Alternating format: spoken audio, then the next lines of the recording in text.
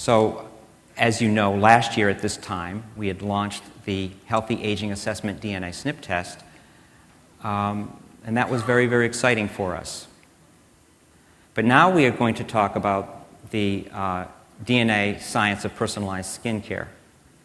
Let me see if I can get this once. Whoop. Well, at any rate, this was to show you a lovely woman aging so beautifully and so gracefully. And this is what we would like to do, because wellness is part of feeling good, having a good appearance, but also protecting your skin. And one reason why you would want to protect your skin, because it's the largest organ that you have. And you want to protect it from the sun, as well as from environmental pollutants. The skin is made up of these cables called collagen and elastin. They provide for our skin its firmness and its elasticity, but it is subject to damage due to ultraviolet rays, environmental chemicals, and radicals, free radicals that can come either from environmental pollution or actually radicals that our body ends up generating just through the process of being alive. Our skin can be also vulnerable to irritation that is caused by touching certain objects, such as soap, certain soaps, depending on who you are and what your SNP profile is like. So we now have several SNPs, 6 SNPs, that are very, very important for skin. 2 of these play an important role in oxidative stress, and I believe personally that oxidative stress is one of the single most important considerations for preventive medicine, okay, because it is very, very damaging. We also have a SNP that is relevant to a class of pollutants that are common. Another one that plays a role in the immune system and is responsible for irritation that can occur on the skin. We have another SNP that addresses wrinkling, and we have another one that addresses photoaging. So I will try to give you a very brief overview of these skin SNPs and why they are important. So let's take a look at them. The first 2 are MSOD and GPX.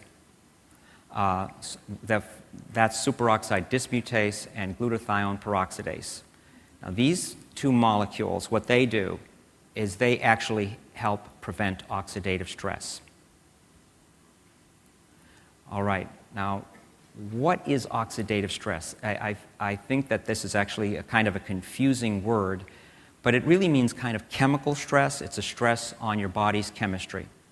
Basically, it's global damage, in our case, because we're just sticking with the skin here. It's global damage to the skin, and it's caused by an excess of free radicals. These free radicals end up breaking down that collagen cable. They damage the DNA itself, which is not a good thing, and they can damage cell membranes. Now, I'm going to just show you one little bit of chemistry, but chemistry can be fun, and let me show you why. Because chemistry actually has a personality. On the left, you have oxygen. You all know water is H2O, and many of you know that the oxygen you breathe is called O2, so you have O2 on the left. And all those little dots are electrons. And electrons like to be paired. They don't like to be by themselves. And you can see everyone there has a partner. If the oxygen that you breathe picks up an electron from somewhere, and this happens all the time, that electron will bind to the very oxygen molecule you breathe, and you will end up with superoxide radical. Now we're getting into oxidative stress. That's a dangerous molecule. You don't want a superoxide radical because, and here's the fun part of the story, it's very promiscuous. And it will inappropriately bind to DNA, to protein, and to lipid. It doesn't care. Something like this. This is Roxy, and she is a superoxide, and she's very, very promiscuous, and she will bind to anything that comes around the corner. She's saying, if you can't read it, hey, babe, do you want a good time? And that could be lipid, protein, or DNA. All right. So how does this sod work? It actually, you can think of it as like a mop that can pick up these superoxide radicals and just mops them up. Our body has this. But if you have a SNP in this SOD, in this mop, it will pick up the radicals very poorly, not as well. You'll have a poor mop. We all have old mops at home, ones that are good, and you get a brand new one from the store, and it just works great on the floor. After 5 years, the thing hardly works, and you know you're going to have to buy a new one. Well, that's would be what would happen if you had a SNP in the sod. The other one we have here is microsomal epoxide hydrolase, MEPX. Now this is important for getting rid of epoxides.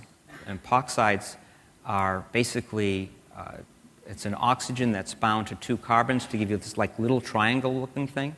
And they're also found in many polyaromatic hydrocarbons that come from cigarettes. You can be in a room with people smoking. They come from smokestacks, and they even come from your barbecue grill.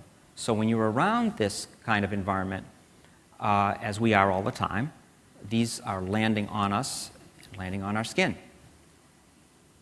So if you have a SNP here, you are not able to degrade this form of pollutant as easily.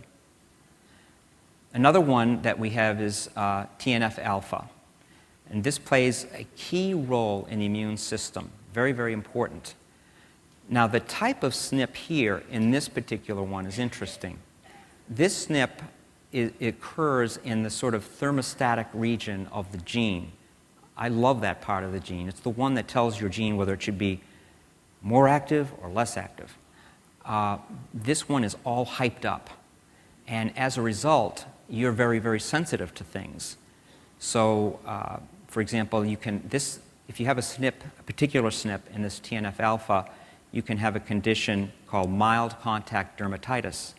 And you can get this from touching things as innocently as soap all the way out to cement.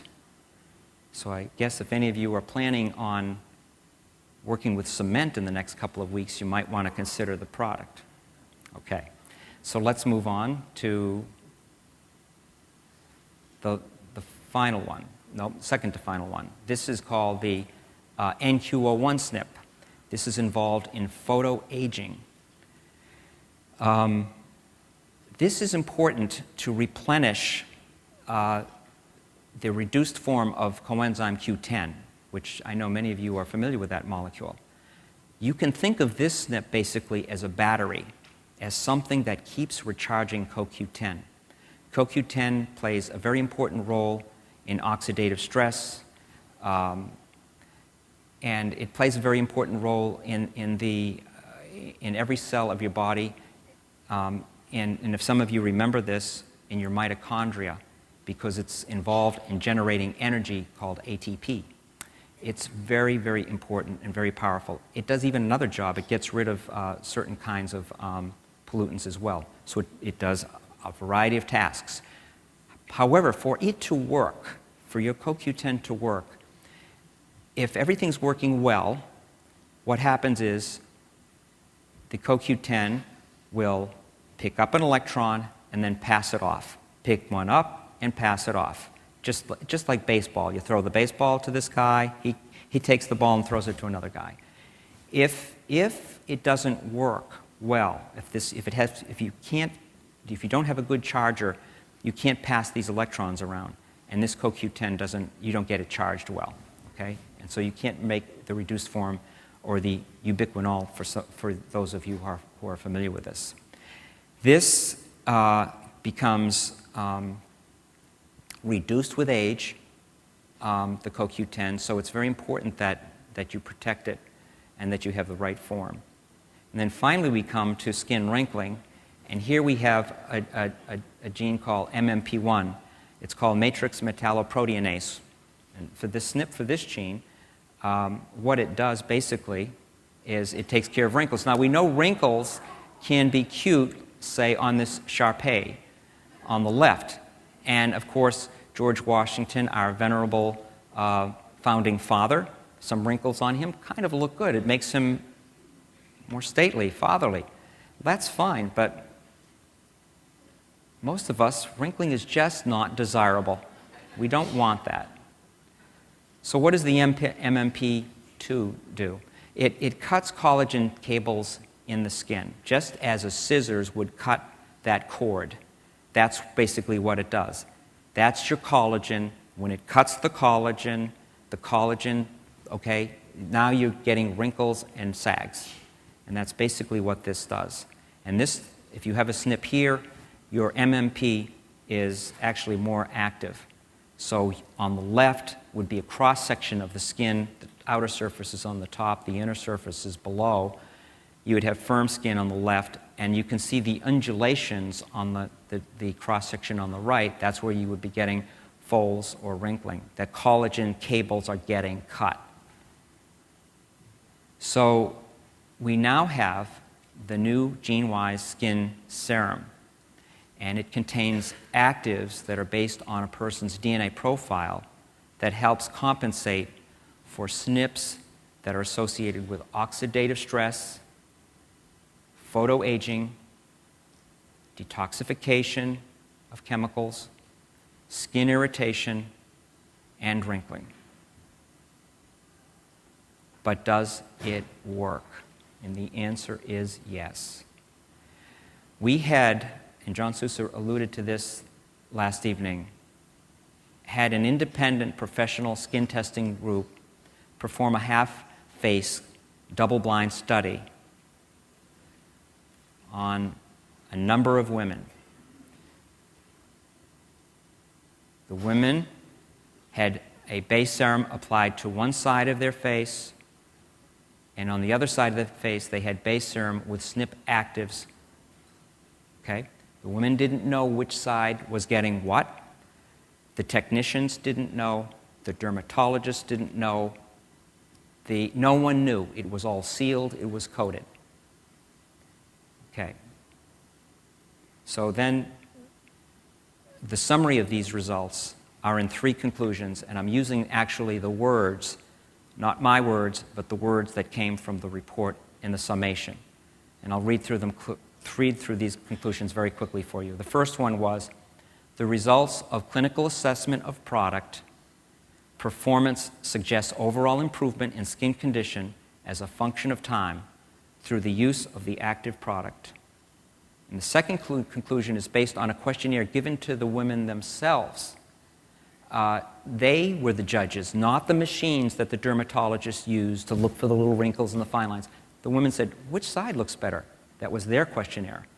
So the results of the survey questionnaire suggest that active product as the overwhelming favored treatment, as shown by the greater number of affirmative responses. And the final conclusion was, the active product numerically outperformed the placebo treatment group with strong, statistically significant events in superficial fine wrinkles, suppleness, firmness, elasticity, and resilience. So we're very, very proud of that. And, thank you for that. And as it was alluded to the other night, I believe it was Monty who said it, we now have been awarded a United States patent on this called Kits and Methods for Assessing Skin Health. The patent number is 7211383B2, in case you want to look it up and read it. It's an exciting patent scientifically, but it will definitely put you to sleep.